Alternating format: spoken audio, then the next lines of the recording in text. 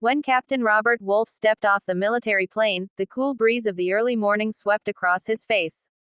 The airbase was quiet except for the low hum of engines in the distance, and the faint scent of jet fuel clung to the air.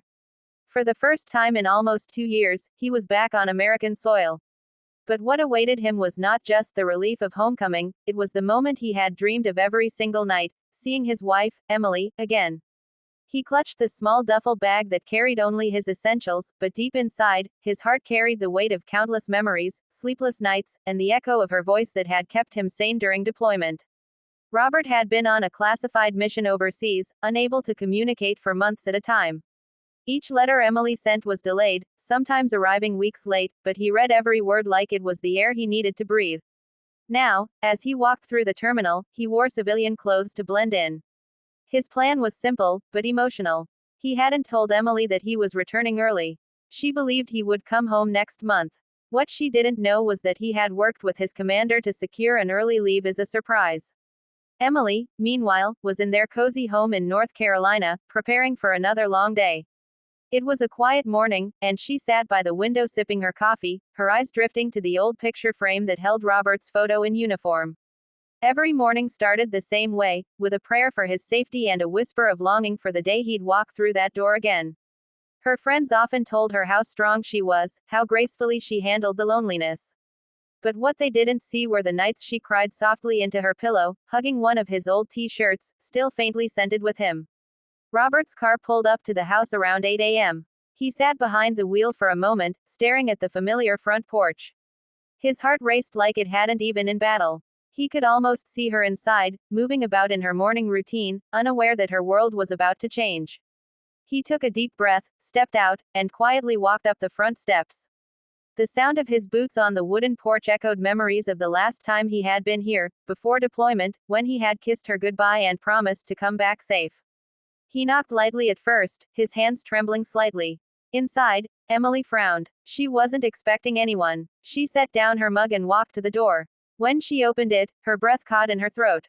For a moment, she couldn't even move. The man standing in front of her looked exactly like the one in her dreams, but real, tangible, alive. Robert, she whispered, her voice trembling. Hey, Em, he said softly, a warm smile breaking through his emotion. I'm home. Tears filled her eyes instantly as she threw herself into his arms. The embrace was fierce, desperate, and filled with every unsaid word from the past 2 years. She clung to him as if letting go would make him vanish again.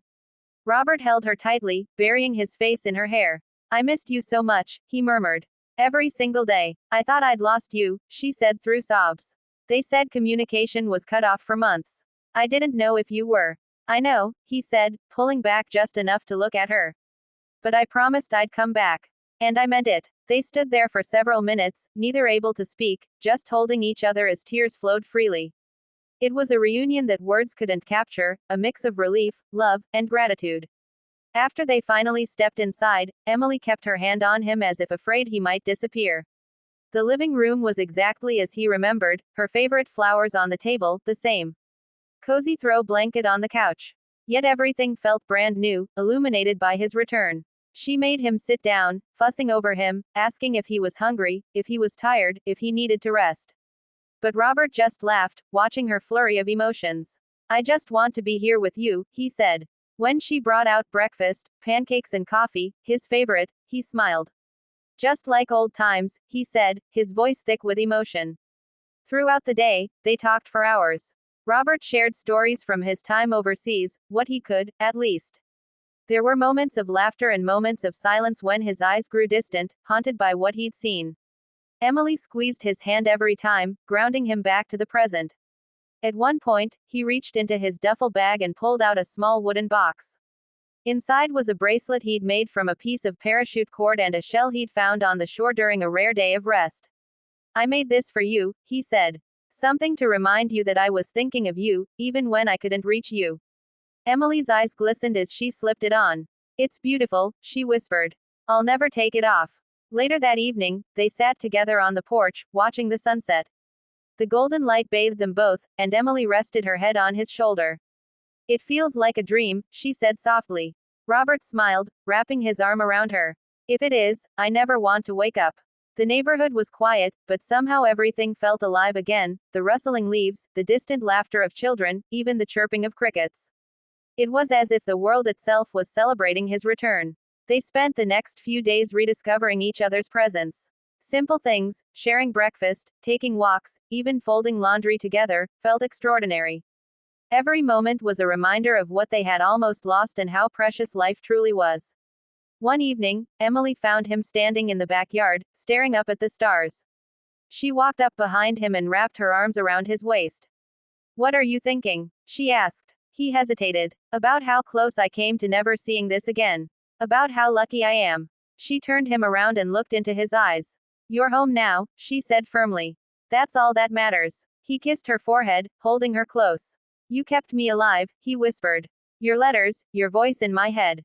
That's what got me through." Their reunion became something of a legend among friends and neighbors. People spoke about the moment Emily opened the door as if it were a scene from a movie. But to them, it was much more. It was a moment that defined everything they had endured. As days turned into weeks, Robert began to settle into civilian life again.